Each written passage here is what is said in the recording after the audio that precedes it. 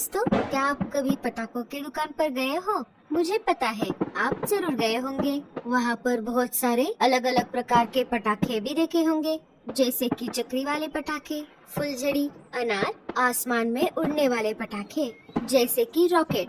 जैसे हर साल हम सब मिलकर दिवाली का त्योहार धूमधाम से मनाते हैं, वैसे ही हमारे सुंदरवन जंगल के पंछियों ने दिवाली मनाने की तैयारी शुरू कर दी है।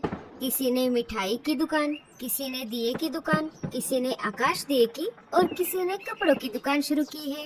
इधर हमारे कालू ने पटाखों की दुकान शुरू की है। लेकिन ये क्या, हमारा कालू नाराज क्यों दिख रहा है? कालू भैया, क्या हुआ? आप ऐसे मुंह लटका कर क्यों बैठे हो? आपकी पटाखों की दुकान तो बहुत अच्छी दिख रही है। क्या बताऊं लाडो, मैंने मेरी सारी जमा पूंजी लगाकर ये दुकान शुरू की है, लेकिन कुछ दिनों से पड़ोस वाले जंगल के कुछ शिकारी पंछी मुझे परेशान कर रहे हैं। अब आप क्या करने वाले हो कालू भैया? मैं कुछ नहीं कर सकता लाडो, उनकी तादाद बहुत है। अगर वो मुझे फिर से परेशान करने के लिए आएंगे तो मैं राजा जी के पास उनकी शिकायत करूंगा। वो सब जाने दो लाडो, इस साल तुम मेरे दुकान से ही पटाखे खरीदना। अरे कालू भैया, ये भी कोई कहने की बात है? मेरा भाई गोलू आज ही परदेश से आया है। वो अपने भांजों को पटाखे लेकर देने वाला है। मैं उसको यहीं पर आने को कह दूंगी। चलो कालू भैया, मुझे मेरे भाई के लिए आज रात के लिए अच्छे अच्छे पकवान बनाने हैं, इसीलिए मुझे बाजार जाना है। अब मैं चलती हूँ। अरे वाह, लगता है इस साल तुम्हारे भाई की दिवाली बहुत अच्छी होने वाली है। मैं ही एक अकेला हूँ जिसकी कोई बहन नहीं है। अगर होती तो वो भी मेरे लिए ऐसे अच्छे अच्छे पकवान बनाती। अरे कालू भैया, आप ऐसा क्यों बोल रहे हो? क्या मैं आपकी बहन नहीं हूँ? और मेरी ही गलती है, मैं आपको खाने पर बुलाना भूल गई। आज रात को आप भी आना मेरे घर, मैं आपके लिए भी खाना बनाऊंगी। शुक्रिया लाडो, मैं जरूर आऊँगा। लाडो वहाँ से बाजार के लिए चली जाती है। जैसे ही लाडो चली गई, पड़ोस वाले जंगल के शिकारी पंछी कालू के दुकान के पास आ गए और कालू को परेशान करने लगे। अरे ओ कालू के बच्चे, हमने तुझे जो कल रॉकेट लाने को कहा था, क्या तू वो लेकर आया है? जी, कल मैं शहर ही नहीं गया चील भाई। अब तो तू गया कौवे के बच्चे। शिकारी पंछियों ने कालू कौवे की दुकान पर धावा बोल दिया और उसके दुकान का सामान इधर उधर गिराने लगे। दुकान के सामान की तोड़फोड़ करने लगे। सारा सामान गिराकर शिकारी पंछी वहाँ से चले गए। शिकारी पंछी संख्या में ज्यादा थे और कालू बेचारा अकेला, इसीलिए वो कुछ भी नहीं कर सका। अगर ऐसा ही चलता रहा तो मैं कंगाल हो जाऊंगा। अब मेरे पास फिर से इस दुकान को खड़ा करने की क्षमता नहीं है। अब मुझे राजा जी के पास जाना ही होगा। कालू कौवा सीधा दुकान से निकलकर राजा जी के महल में आ जाता है।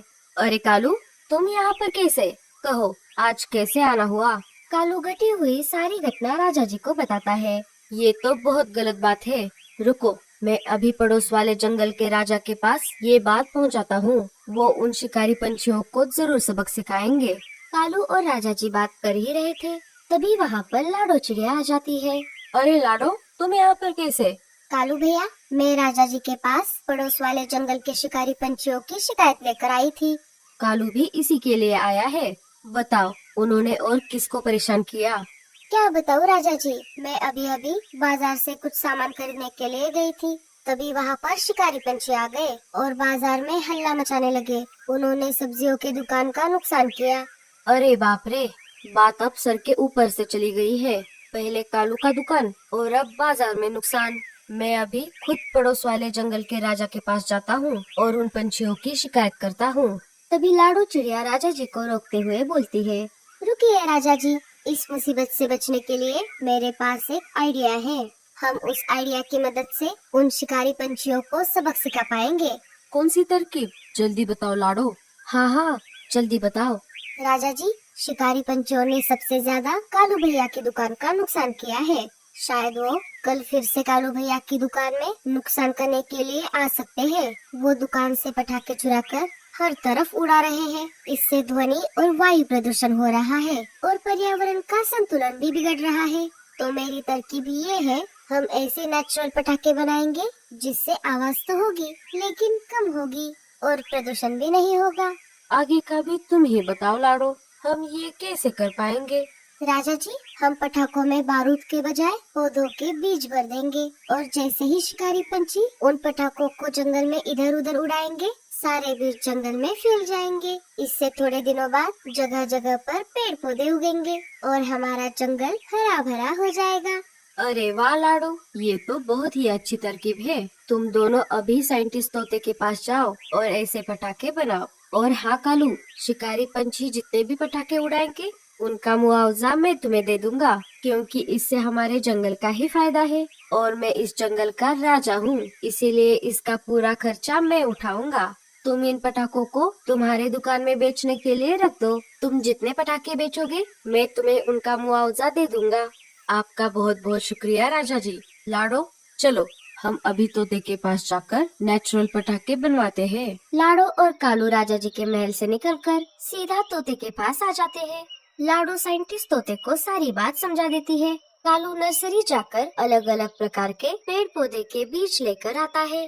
साइंटिस्ट तोता उन बीजों को अलग अलग पटाखों में डालकर नेचुरल पटाखे बनाता है। ये लो लाडो, ये पटाखे अब फटने के लिए तैयार है। लाडो और कालू तोते की लैब से निकलकर कालू के दुकान के पास आ जाते हैं। दोनों मिलकर फिर से दुकान लगाते हैं। दूसरे दिन शिकारी पंछी फिर से कालू कौवे को परेशान करने के लिए आ जाते हैं। अरे ओ कालू के बच्चे, तू तो बड़ा ही ढीठ है। कल हमने तेरा पूरा दुकान तहस नहस कर दिया था और आज तूने तेरा दुकान फिर से लगा दिया। चल कोई जोर से आवाज होने वाला पटाखा दिखा। रोज रोज के पटाखे फोड़कर हम बोर हो गए हैं। तभी उनमें से एक पंछी कहता है, सरदार वो देखिए, लगता है उस लाल कपड़े के नीचे नए पटाखे रखे हैं। क्यों रे कालू, ये लाल कपड़े के नीचे क्या है? कुछ नहीं चील भाई।